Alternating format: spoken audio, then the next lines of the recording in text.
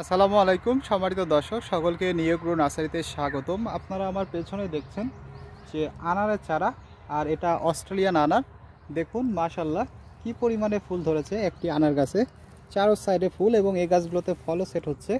দেখুন একেবারে দেখুন কতটা সুন্দর গঠনের গাছ, চারো সাইডে ঝোপালো এবং জিও ব্যাগ সেটআপে রাখা আছে। আর আমাদের কাছে সকল প্রকার আনারের চারাই আপনারা পেয়ে যাবেন।